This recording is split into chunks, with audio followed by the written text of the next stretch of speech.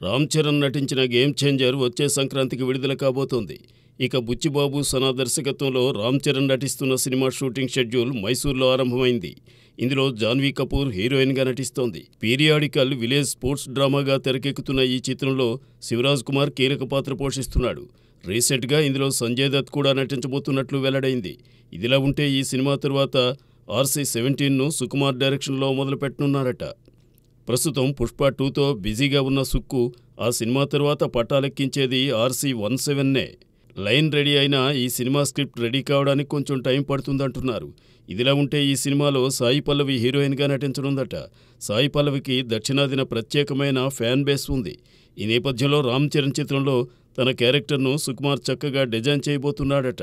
ప్రస్తుతం సాయి పల్లవి తెలుగులో నాగ చైతన్యతో తండేల్లో, బాలీవుడ్లో అమీర్ ఖాన్ తనయుడితో ఓ చిత్రం రణబీర్ కపూర్ రామాయణంలో నటిస్తోంది. మరి రామ్ చరణ్తో నటించబోయే చిత్రంలో సాయి పల్లవి పాత్ర ఎలా ఉంటుందో చూడాలి. ప్రముఖ దర్శకుడు SS రాజమౌళి చేతుల మీదుగా హైదరాబాద్లోని నానక్రామ్గూడలో స్టార్ లివర్ ఇన్స్టిట్యూట్ ప్రారంభమైంది.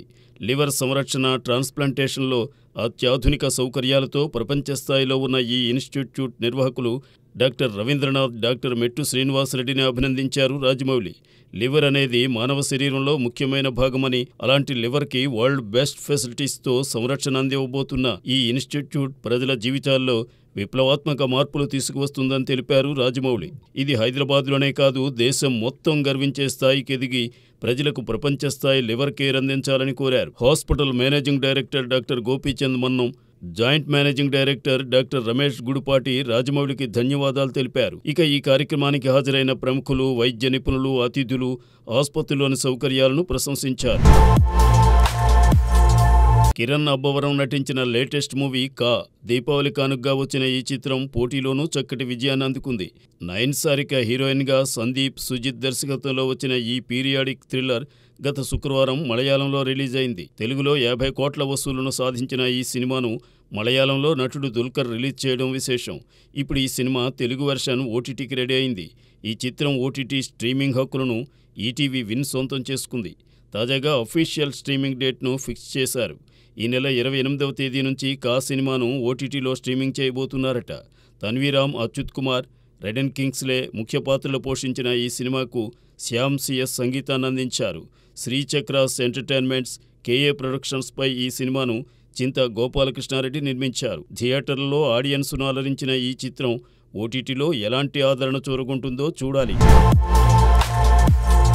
తొలి చిత్రం సోగ్గాడే చిన్ని నాయనాతోనే దర్శకునిగా తనదైన బాణీ పలికించారు కళ్యాణ్ కృష్ణ. ఆ తరువాత నాగ చైతన్య హీరోగా రారండోయ్ వేడుక చూద్దాంతోనూ ప్రేక్షకుల మన్ననలు పొందారు. మూడో సినిమా నేల టికెట్తో హ్యాట్రిక్ కొడతారేమో అనుకుంటే ఆ సినిమా నిరాశపరిచింది. ఆ తరువాత సోగ్గాడే చిన్ని నాయన కొనసాగింపుగా నాగార్జున, నాగ చైతన్యతో బంగారాజ్ తెరకెక్కించిన కళ్యాణ్ కృష్ణ ఆ మధ్య ఓ తమిళ చిత్రం తీస్తారని వార్తలు వినిపించాయి. మరి ఆ తరువాత ఆ ప్రాజెక్ట్ ఏమైందో తెలియదు. నవంబర్ 24న బర్త్డే జరుపుకుంటున్న కళ్యాణ్ కృష్ణ ఏ సినిమాతో మళ్లీ జనాన్ని పలకరిస్తారో చూడాలి.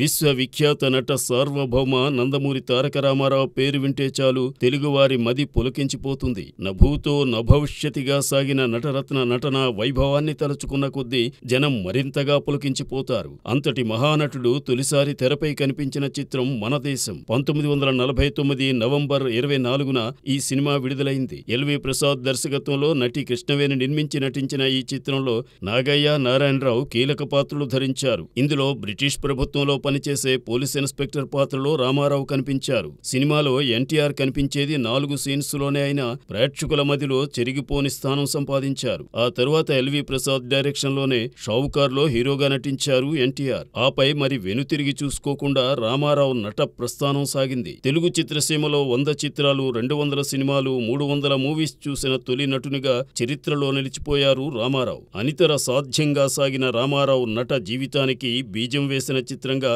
మన దేశం 75 ఏళ్లుగా అభిమానుల మనసుల్లో నిలిచే ఉంది.